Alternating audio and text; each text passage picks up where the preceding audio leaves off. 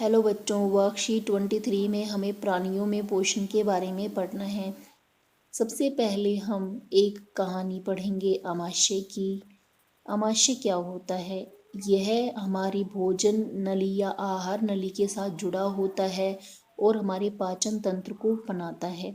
आइए देखते हैं इसके बारे में क्या लिखा है।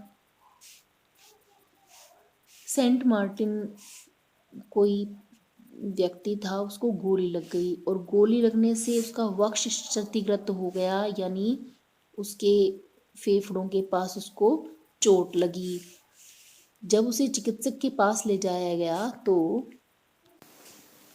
तो उसने उसका इलाज तो कर दिया, गोली निकाल दी, लेकिन उसे इससे एक ऐसा अवसर मिला जिससे कि आमाशय के अंदर वो देख पाया, क्योंकि वह आमाशय के छेद को नहीं भर पाया।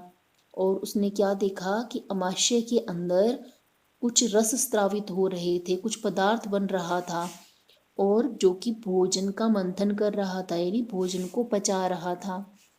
और उसने यह भी देखा कि आमाशय क्षुद्रांत में खुलता है और सारा भोजन आमाशय से क्षुद्रांत में चला जाता है और भोजन का पाचन पूरा हो जाता है। आपने कभी कभी नोटिस किया होगा कि जब हमारे शरीर से मल बाहर निकलता है, यानी वह गंदगी जो भोजन के समय पाचित नहीं हो पाई, तो उस मल में कुछ जल जैसा पदार्थ बाहर निकलने लगता है, जिसे इस स्थिति को हम दस्त कहते हैं। यह कब होता है?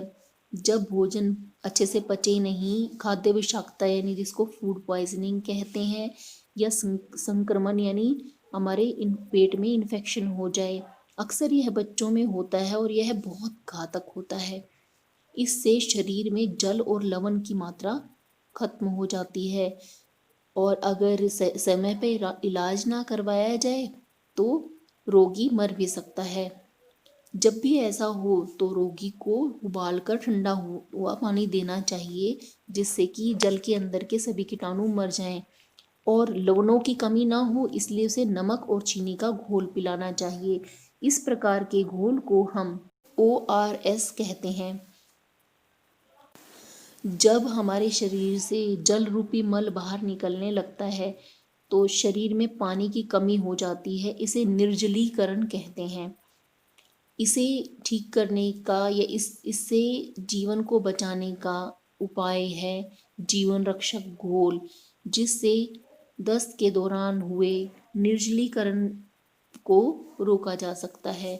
निर्जलीकरण को इंग्लिश में डिहाइड्रेशन कहते हैं, यानी कि पानी की और लवणों की कमी।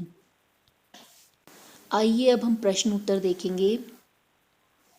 ORS का अन्य नाम क्या है? और इसे जीवन रक्षक घोल भी बोलते हैं। Oral rehydration solution. उस स्थिति का नाम लिखिए जिसमें कभी कभी व्यक्ति को जल रूपी पतले मल के बार बार निष्कासन की आवश्यकता होती है। इस स्थिति को हम दस्त कहते हैं। दस्त संक्रमण कैसे होता है? यह संक्रमण खाद्य विषाक्तता अपच के कारण होता है। आमाशय की खोज प्रणाली करने वाले व्यक्ति का नाम है विलियम ब्लूमोंट। आमाशय की कार्य प्रणाली की खोज विलियम ब्लूमोंट ने एलेक्सिस सेंट मार्टिन व्यक्ति को जब गोली लग गई थी तब उसने उसके इलाज के वक्त देखी थी। घर पर जीवन रक्षक घोल कैसे बनाया जा सकता है?